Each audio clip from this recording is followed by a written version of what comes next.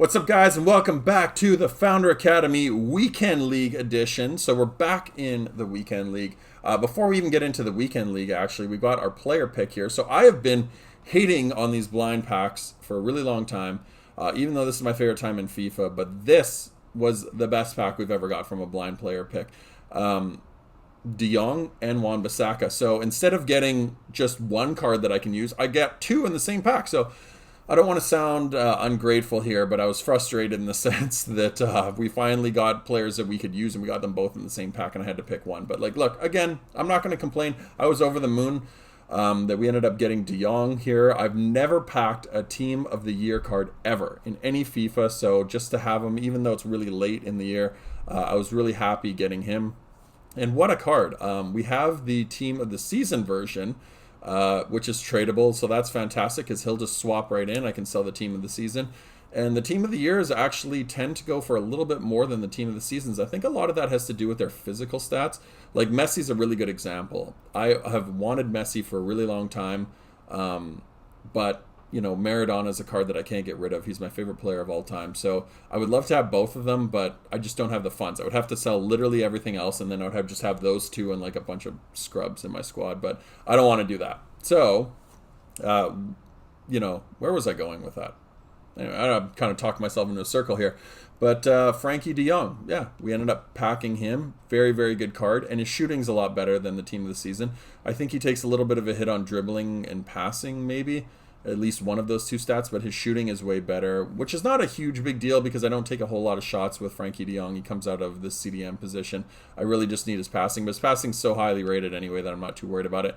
I wanted to actually take Wan-Bissaka. I would have taken Wan-Bissaka if there was not Frankie de Jong there easily, but the way I looked at it was we already have Frankie de Jong.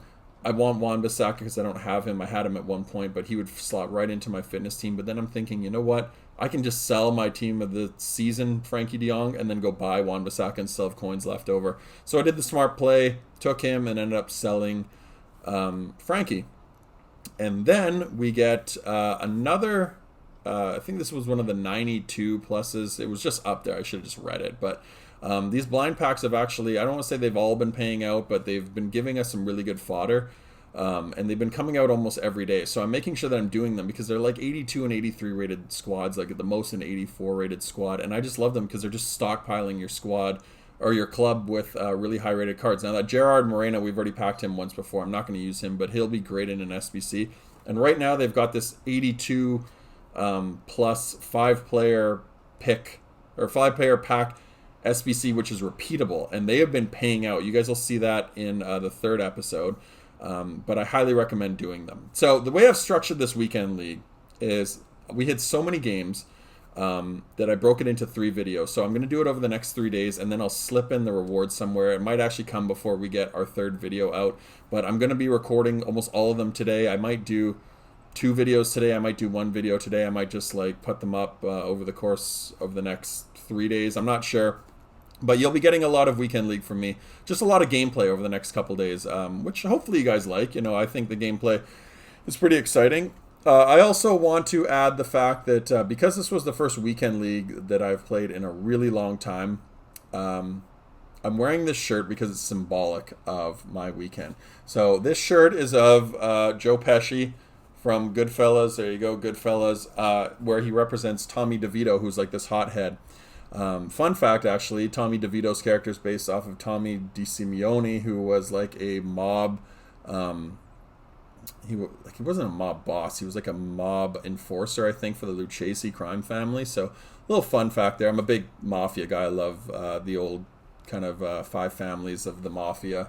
They're not super relevant anymore, but they operate in the dark, I guess, still, but they were really big during the 70s and 80s and everything, so I've always been a big fan of, like, mafia movies and stuff like that. So this was symbolic to me of my weekend. So Tommy DeVito, hothead, frustrated all the time, gets angry and rages and ends up killing people. I don't kill anyone, obviously, because we're just playing a video game, but I was ready to smash some stuff, and we did smash some things. I smashed my keyboard box. So it's going to be hard to make this out because you can see there's like some dents and stuff in it. So one of the games that I played, and I think it's in video or the second episode or the third episode that you guys are going to see of the Weekend League here, which I will make sure that I point out so you guys know where I raged. But I don't tend to rage playing FIFA very often. It's very rare. I probably did a lot more when I was younger, but I'm 36 years old. It's just a video game. I don't get too angry. Anyone that's watched my videos, like, I'm pretty level-headed when I play Rivals. I get annoyed at like handicap and some of the coding and stuff like that. But Weekend League this weekend caused me so much frustration that after one of the games, which again I said I'll point out in the future, after the game was done, I basically did that. I just had like this moment of like clarity where I was like so angry that, you know, you're not angry, or just your brain's trying to process it. And this box was sitting right here on top of like my monitor box, and for some reason I just turned around and I just looked at it, and I grabbed the thing and I just like destroyed it over my knee. Like, I was actually thinking about destroying a controller, but they're way too expensive. This is just an empty box. There's nothing really in it other than just, yeah, the filling, I guess, that my keyboard came in. But I was so angry, guys. So angry that I ended up destroying that box over my knee. Like, I haven't done that in years, and that's humiliating to do. But I've never really, like, broken a controller. I've never been the type to, like, smash a TV or anything like that. But this game brought me so close. I mean, it did. It brought me to the point where I had to break something over my knee. Thankfully, it's worthless, but, you know, I was trying to be smart about it. But, man, I'm embarrassed to admit that. But that's what this game did. And I'm not even the biggest hater of this game. I actually like FIFA. But Weekend League has got... It's so stressful because it's based on... first of all, it's dynamic difficulty. Or not dynamic difficulty, but skill-based matchmaking. So essentially you get to the point where you're just playing sweaty game after sweaty game. But it's not even that's the frustrating part. It's because this game, whatever you want to say is the reason for it, handicap, morale, DDA, randomness, like RNG, whatever you want to say, this game has never been to the point where it's just fair. And there's way too many instances during this weekend where my team was either playing like god tier against some guy who probably deserved better, or they were playing like absolute crap, and I couldn't, like, nothing I could do. I couldn't defend a guy. I couldn't get forward. Like, it was just everything these guys are doing just comes off trumps, and everything that you do just falls to the floor. And I've said this before. I've made handicap videos. I still stand by them. Like, people are deniers or doubters of the amount of people that say there's no such thing even as DDA. Like, my mind explodes when I hear people say that there's no DDA in the game. I don't know how you could possibly say that. Regardless of what EA want to say, like, the term DDA might not be something that they acknowledge, but the fact that the sliders move, like, is pretty much undeniable. Like, there's 11 guys on the field, you're only controlling one. Sorry, there's 22 guys on the field, only 2 are being controlled max at one time. So how does the skill work for the other players, the other 20 guys that are on the field? There has to be like a skill level associated with them. So I don't know how people can, I don't want to go down that rabbit hole, but I don't know how people can deny it. But yeah, it was just, some of the games later on were so frustrating because I just felt like I couldn't control my players. Like, literally, you'll see it in the future episodes, and I'll bring that back up in, you know, I think it's episode 2 or 3. I think it's the third one. But I was so angry that I was like, I got to the point where I'd hit 14 wins. That was all I really wanted. But I had, I think, 8 games remaining, and I found out that Monday they had extended. So I was not doing anything on Monday after I got back from the gym. So I'm like, maybe I'll try to get to 17. I think I played 3 games, and I was like, that's it. Like, or it might even have been 2. Might have been 2, and I think one guy ended up quitting out, or he ends up like DQing or DNF, sorry. And it got to the point where I couldn't even play with my team, and my team was getting so badly handicapped, but so was my opponent. You could just see the errors that were happening from me and my opponent, that the game was so spammy that once I got that win, which you guys will see in that final episode, I was like, I'm done. Like, I can't play this anymore. So I left about 6 games on the table where I'm like, all I needed was 2 more wins from the last 6 games. I'm like, I can't even play it. I can't play this because it's affecting my mental health now. Like, And I know, again, it's just a video game. You guys are probably watching and being like, "Wow, don't be nuts or whatever." Like, I'm not even the type that takes this that seriously. But man, this game was so frustrating to play that it got to the point where I was just like, I need to stop playing it because it's affecting my mental health. Like, there's been a bunch of pros too that, like, these guys basically just play weekend league, and they've been famously stopped playing FIFA because they're just like, I can't. It's affecting my mood. It's affecting my mental health. You take it out on your friends and your family and people around you and the general public, and it like literally affects you. And I'm like, I can't do that. I can't be one of those people. Like, this is just a video game. I don't do this. God forbid I did this actually as a career and was like a pro esport player or something, but I'm like, I cannot do it. Like, this is just way too enraging. So I decided to just leave games on the table, and I'm like, I've got my 14 wins. I think I finished on 15, and I'm like, that's it for me. That's it. Like, I can't do it anymore. So yeah, I'm embarrassed to admit that, but at the same time, like, that's what this game has done. There's way too much randomness to the game. And I feel bad for people that are, trying to do this as a career. If you're 13, 14, 15, you've grown up with the idea that esports could be a viable career option. If you're a good enough gamer, which a lot of people do. A lot of kids these days play video games. And I'm not trying to sound like the wise old man here, but look, a lot of kids grow up and they're just like, I've seen esports around since I was like literally a baby, so maybe it's a viable career option. And if you were thinking about doing FIFA, like, that's going to be one of the reasons why I think the esport has not picked up and probably will not pick up, because it's too random. And I don't want to blame the coders. I don't want to blame EA. I don't think it's on purpose. But like, look, the game is made in essentially a 6-7 month cycle. People don't understand game development. They don't understand how games are made and the time frames that they're working on. But a game doesn't have a full year to work on it. You have pre-prep. You have all these milestones. You have times where it needs to be into the first party's hands, so Sony and Microsoft's hands. They don't have a full year to work on it. They're spending resources developing new game modes to help sell new copies. And I won't get into all the details of it, but like things like just gameplay, the gameplay team are exhausting themselves, believe me, during that window where they can actually code in new features and then tweak the game, and they're trying so many different variables. But to do this every year and then to say that this is trying to be an esport, I just don't think that it's ever really going to be that, because it's just way too random. It's so random.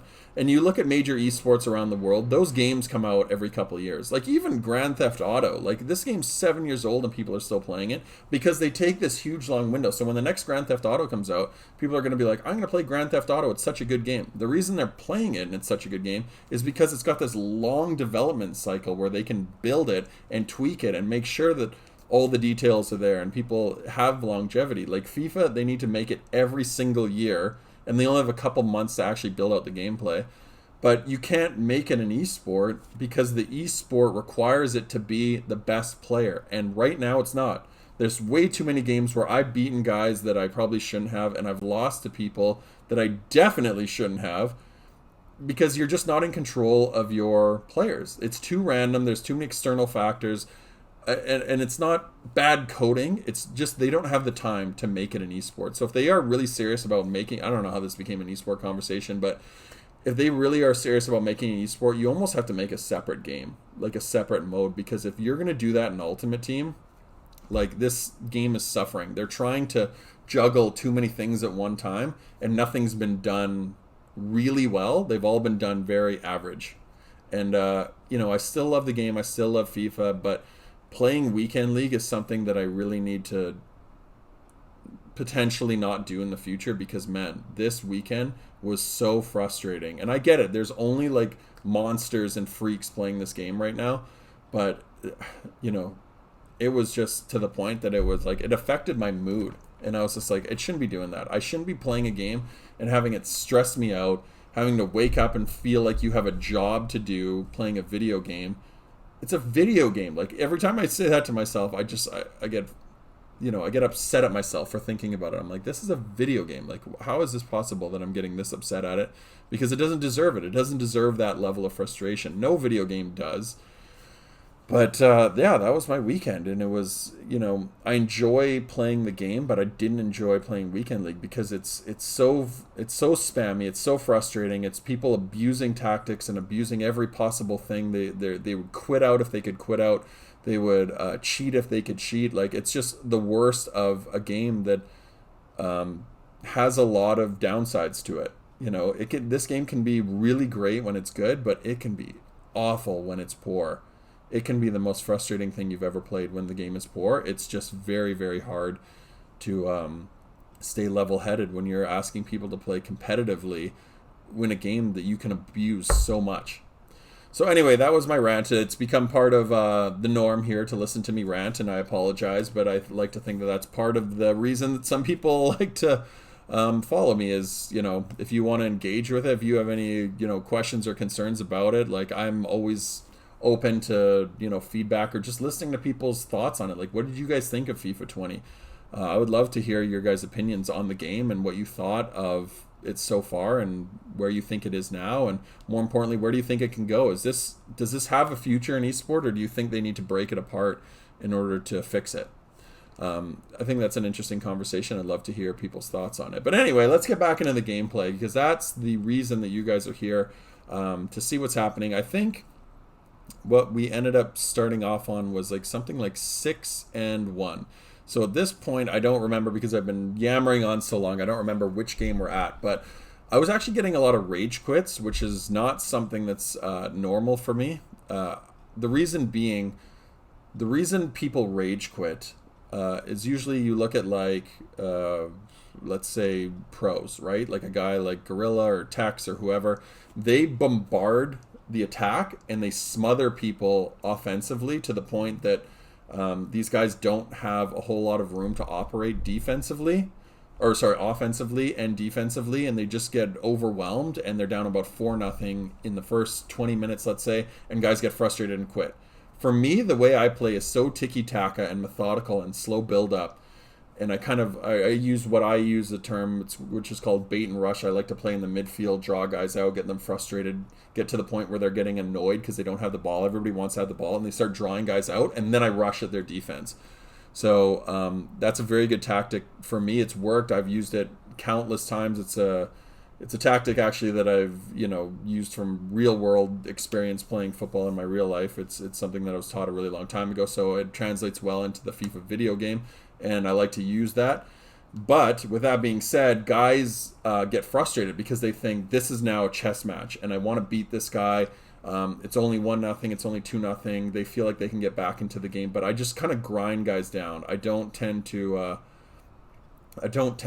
beat guys like 5-6-0 very often. Every once in a while, I'll do that, but usually it's just very methodical dismantling of my opponent, which is kind of my game. But these guys get frustrated because they feel like it's almost like calling them out and being like, I'm better than you. So they think, well, I'm better than this guy. So they get into this, chess match with me, and we end up grinding out results, but we end up getting the result because that's what I want. I want them to try to play to my game, because if you're playing in my game, I'm going to beat you, right? If I get drawn out and end up having to play long balls or having to play really spammy, that's when I lose, right? And that's, for the most part, how people win in general. You figure out what your game is, and when you can get your opponent frustrated in playing your game, that's why it's called your game, and they're going to end up losing because you're getting them to play the way you want them to. So anyway, reason I bring that up is because, like I said, you don't get this that often against guys. Like, I don't get guys quitting out. But this weekend, I guess it was because I was playing all these games on Saturday, because I had something to do on Friday. I wasn't able to play on Friday, so we had so many games to play on Saturday that guys were already at the point where they're like, I don't have time to waste playing this. So they just ended up quitting when they were down 2-3-0, and they were just trying to rush through their games. Or they're just like, it's September, I don't want to worry about dealing with this, I don't want to get into a sweaty game. And that's good for me, because I'm not going to quit out. Even if I'm losing, I'd rather take the learning lessons, right? But a lot of guys just don't have the patience anymore, and I think a lot of that just has to probably do with age or maturity or whatever. They just get annoyed and frustrated, and they just quit out because they let their emotions get the best of them. So we are at 5-0, and then we come up against this guy. This guy's got a very, very good team. He had Eusebio, which I haven't been a huge fan of Eusebio. I don't know if it's just because I was using like a version of him that was made the rating too high, but he's caused me a lot of problems when I played against him. But playing with him, he doesn't seem to be a card that's super meta for me this year. I think his baby would actually probably be the best, just because he's so fast and has some of the best stamina. But this guy's using his mid version, which again, still a very good card. He's still Eusebio. He's still got 93, I think, is his pace and his shooting. But not a card that I necessarily want for myself. So we are up 2-1 against this guy. I think this was the first loss that we ended up taking. This was a very good game, very back and forth. This guy created some opportunities well. And again, losing to a guy like this when I'm 5-0, I don't get angry at this because my team's playing well. I had the opportunity to win the game. Maybe there's the odd bounce here and there, but like, look, if your team's playing well, you're going to get bounces. They're going to get bounces. There's going to be times where the RNG does kick in and, you know, you might just have gotten unlucky, but I don't mind losing to a guy like this. I think this was the loss. If we beat this guy, like, we beat this guy. But, you know, these were the types of fair games. Like here, a good example. Like, he saw that run. I thought it was a little bit lucky to have that run work out for him, but he was able to slip the ball through, a nice little sweat, and he ends up scoring and making it 2-2. So, again, I don't mind losing to these guys. It's when I have no control of the defenders or when it's just constant pressure and my team won't react to it. Like, that's the stuff that causes me to smash a box over my knee, is because you are not in control of your own fate. It's the game that's determining the result. That's the frustrating thing. Like this, my team was playing fine. 2-2 after 90 minutes. We're going in extra time. I have the opportunity to beat this guy, you know, and if I can, I'll get the result from it. But if not, I don't mind it. You know, I lost to a better opponent or I lost to a guy that just, you know, beat me on that day. I'm fine with that. You know, it actually teaches you to learn how to lose gracefully. Not that you ever really want to lose, but, you know, there's a good example, right? Like, that's something that I didn't think should have went through. He kind of ended up shooting with a bit of a hope and a prayer through a lot. Sometimes you get the blocks, sometimes you don't. And then he ended up scoring 2 really quick goals here. Again, another opportunity that I thought my guy should have intercepted. You know, a real piece of crap here for running around shushing. But look, good opponent, and he ended up just beating me fair and square, 4-3. So you're going to end up taking a loss in Weekend League. You know, there's very few people that go 30-0. You have to be a real freak to go 30-0. He actually, in all fairness, probably should have went to penalties here because he was screwing around with it. He was being really annoying. And I thought I deserved a better result here. I thought that Dembele was going to run onto that. If you guys watch that back, he was being a piece of crap, and he kept passing back to his goalie and then holding it, waiting for my guy to get forward, and then he would lob it out to the defender. But when I went ultra attacking and I went with a 4-2-4, all those, you know, the 2 center backs and then the 2 wing backs are covered, and he wasn't expecting it. Like, look at this. What a coward. Literally just runs the ball out. Like, look, you need to do what you need to do, but you're not, like, he's shushing me and then playing like that. So that is annoying to lose, but I'm not angry at the loss. I'm annoyed losing to him, but I'm not angry at the loss. Like, that's just a loss that you end up taking because the guy was a good opponent. He can be a real piece of crap, but good FIFA player nonetheless. So that is our first loss, but he was playing around with it at the back. He ends up dumping it down to one of his wing backs, and thankfully my players were there from strategic, tactic. I don't want to say tactic abuse, but like that's what the tactics are there for. So if a guy's playing like a piece of crap, you can actually counteract it. I don't think that some of them should be able to be used like constant pressure all game, but if I want to use constant pressure just to get my players out of their slumber at the end of a game, I think that's really good use of it, and that's what that tactic should be for. And it created an opportunity. I was frustrated in the sense that Dembele looked like he was just going to run onto it, but instead he runs past it, and because I'd already hit shoot, Alexis Sanchez runs back and he hits this first-time hook shot. So I was really annoyed by that. I thought I deserved penalties, but like, look, 4-3 loss. There's been times where I got lucky with wins, so you take it for what it is. And then we come up against this guy. I think this was either the last or the second last game we ended up playing.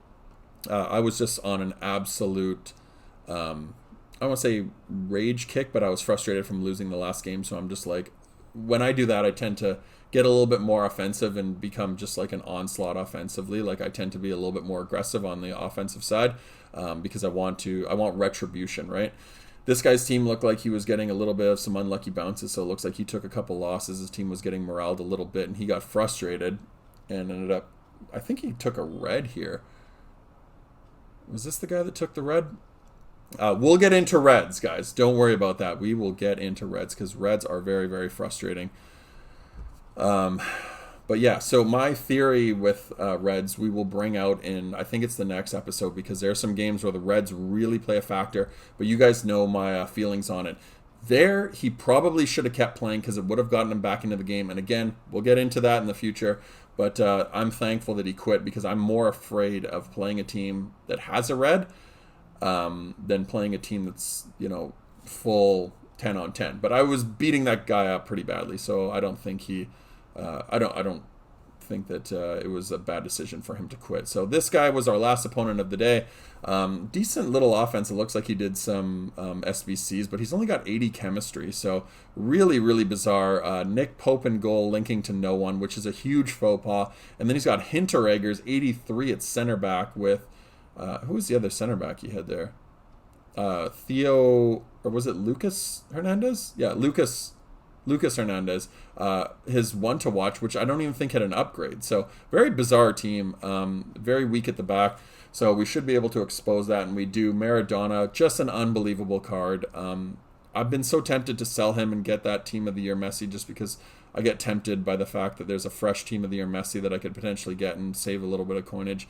But I can't give up on Maradona, man. He was so crucial during this weekend league run. He scored almost all of my goals, I would say. Like, he scored about half of my goals. I don't want to say all of them, but like half of your goals from a cam position. Like, he is so good. His passing, so underrated. And his shooting, very, very underrated. Like, you get the ball on his left foot, he will absolutely rocket it into the net. I know Run the FUT Market's a big fan of his, but he uses the Moments one. But this version is not that far off, and same benefits.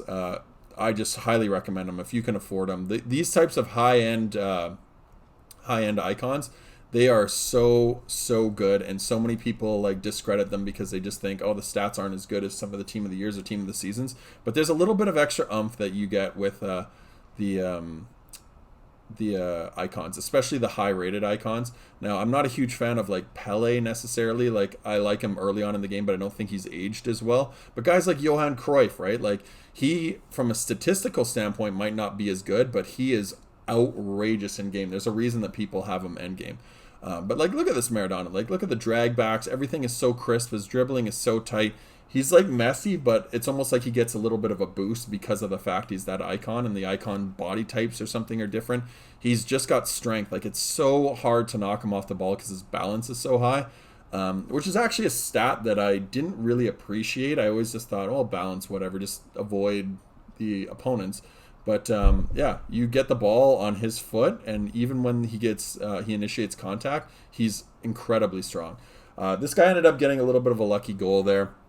Nice little pass inside, and he ends up pulling another one back here, which I was annoyed with because I knew that he was doing these drag backs over and over, but my guys were skating a little bit. I think the DDA had started to move their defensive stats, and I just couldn't defend it. So I'm not going to blame the game for that one. I think it helped him a little bit, but like, look, he still had to score the goal and do what he needed to do, or do what he needed to do in order to get the goal. So I'm not going to be upset at that.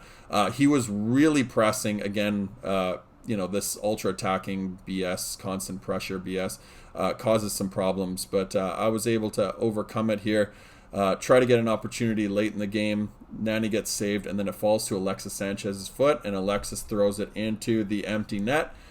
Not the empty net, but he finishes it with his weak foot near post. This Alexis Sanchez card, terrible all year, but this version, the 95 version, is one of the 3 subs that I use. So I have him, I have Team of the Season Nani, and Team of the Season Alex Tellez is my 3 subs, and then the rest I bronze bench.